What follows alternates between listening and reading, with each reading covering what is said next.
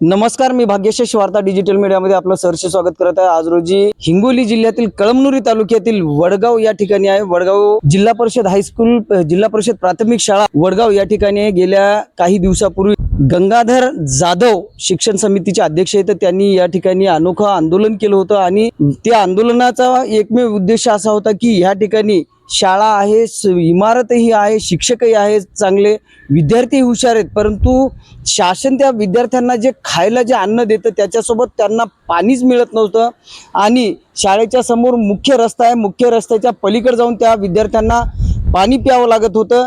त्यासाठी त्याच्या विरोधामध्ये या ठिकाणी गंगाधर जाधव यांनी आंदोलन केलं होतं आणि त्यावेळेस नांदेड जिल्ह्यासह हिंगोली येथील पत्रकार बांधवांनी मोठ्या प्रमाणामध्ये त्यांना मदत केली होती।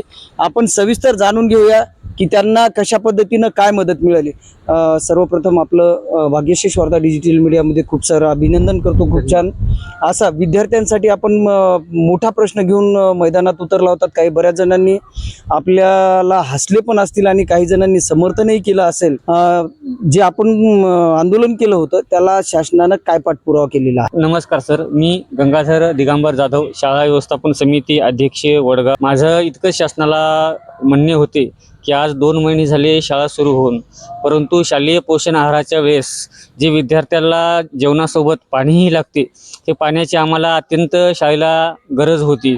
आम्ही ग्रामपंचायत कार्यालय व ग्रामसेवक प्रशासक यांना वारंवार आज 2 महिने झालं लगातार त्यांना विनंती करीत होतो की बाबा पाण्याची व्यवस्था करून द्या, परंतु 2 महिन्यातून 1 महिना झाला हात बोर पाडला होता। बोर पाडून त्यात मोटर बसवली नव्हती, जवळपास 1 महिना होऊन गेला बोर पाडून, परंतु आज मी 2 दिवसाखाली आंदोलन केले। आंदोलन केल्याच्या नंतर आंदोलन सोशल मीडियाने उचलून धरलं। सर्वप्रथम सोशल मीडियाचे पण माझे मनापासून अत्यंत मी आभारी आहे, कारण की माझे जे दुःख होते हे सोशल मीडियाने उचलून धरले व प्रशासनाचेही अत्यंत मी आभारी आहे की प्रशासनाने माझ्या आंदोलनाची त्वरित दखल घेऊन शाळेत काल 13 तारखेलाच मोटर आणून दिलेली आहे व आज मोटर बसवणं ही शाळेत चालू आहे। त्याबद्दल मी प्रशासनाचे अत्यंत आभारी आहे। परंतु शासनाकडे माझे इतकंच दुसरे एक अत्यंत दुर्दैवी गोष्ट आहे की शासनाने जसे गाजावाजा करून सांगित आहेत की जिल्हा परिषद शाळा वाचवली पाहिजेत, परंतु शासनाने अजून जिल्हा परिषद शाळेकडे अजून लक्ष दिले पाहिजेत, कारण की जिल्हा परिषद शाळा ही बंद पडण्याची वेळ येऊ नये। कारण की आज सर्व गावातील नागरिक जे गोरगरीब आहेत त्यांना जर शिक्षण पाहिजे असेल तर जिल्हा परिषदेच त्यांना विद्यार्थ्यांना टाकावं लागत आहे, कारण की जिल्हा परिषद जर शाळा टिकली तरच उद्या भारताचं भविष्य पण या शाळेत घडणार आहे। त्यातल्या दुसरी एक विशेष आमची एक मागणी राहील। आमची शाळा 2023-24 या साली मुख्यमंत्री माझी शाळा सुंदर शाळामधून तालुक्यातून द्वितीय क्रमांक आलेला आहे व आम्हाला जवळपास 2 लाख रुपये बक्षीस पण मिळालेलं आहे। आणि गावकऱ्यांचा विशेष म्हणजे आम्ही वर्गणी करून जवळपास 2 लाख रुपये वर्गणी करून आम्ही शाळेची बोलक्या भीती, रंगरंगोटी, वृक्षारोपण, झाडे लावणे च्या गोष्टी केलेल्या आहेत। फक्त शासनाला इतकंच आमची विनंती आहे व जिल्हा परिषद शाळेकडे अजून होईल तितके जास्त लक्ष द्यावे, व कारण की विद्यार्थी संख्या जिल्हा परिषद शाळेकडे कशी वाढणार। आज असा विषय झालेला आहे की जिल्हा परिषद शाळेमध्ये विद्यार्थी संख्या घटत आहे, परंतु आमची यावर्षी शाळेत विद्यार्थी संख्या न घटता जे लेकरं पहिलीला ॲडमिशन घेतात त्या गावातील आमचे आज 2,500 लोकसंख्या आहे, परंतु 2,500 लोकसंख्येतून एकही विद्यार्थी इंग्लिश स्कूलला गेलेला नाही आहे। टोटल 100%ला 100% ॲडमिशन आमचे जिल्हा परिषदला झालेले आहेत, परंतु आम्ही जितके सहकार्य आहे तितका आम्ही गावकरी व शालेय शिक्षक स्टॉप संपूर्ण करीत आहोत, परंतु अजूनही याच्यातून आम्हाला सुधारण्यासाठी वरिष्ठ अधिकाऱ्यांनी किंवा प्रशासनाने अजून सहकार्य करावे।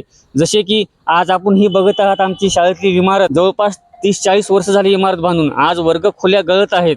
विद्यार्थ्यांना आम्हाला असं करावं लागतं किंवा पाणी जर पडल्याच्या नंतर विद्यार्थ्यांना घराकडे काढून द्यावं लागत आहे, किंवा पालक जर वर्ग खोल्या गळतात म्हणून ज्या दिवशी पाऊस चालू आहे त्या दिवशी पालक शाळेमध्ये पाठवत नाहीत। न पाठवलं तर त्या दिवसा विद्यार्थ्याचा जीवनातील जो 7-8 घंटे तास आहे शाळेतला, हे अमूल्य वेळ वाया चालला आहे व विद्यार्थी अध्ययनापासून वंचित राहत आहेत। त्यासाठी शासनाला विनंती आहे, जशी आम्हाला तुम्ही आज पाण्याची व्यवस्था करून दिली आहे तशी लवकरात लवकर शाळेला त्वरित 5 वर्ग खोल्याची अत्यंत आवश्यकता आहे. हे 5 वर्ग खोल्या लवकरात लवकर उपलब्ध करून द्यावे ही माझी विनंती राहील शासनाला. आपण जे काम केलेले आहे की आपण जे इतर ठिकाणच्या जे शाळा आहेत त्या शाळेवर समित्या आहेत, मुख्याध्यापक आहेत, ग्रामपंचायत आहेत, गावातील नागरिकांना आपल्या मार्फत काय आवाहन करू इच्छिता? गावातील नागरिकांना इतकेच आव्हान आहे माझे की म्हणतात ना, गावाला शाळेचा आधार असावा व शाळेला गावाचा अभिमान असावा.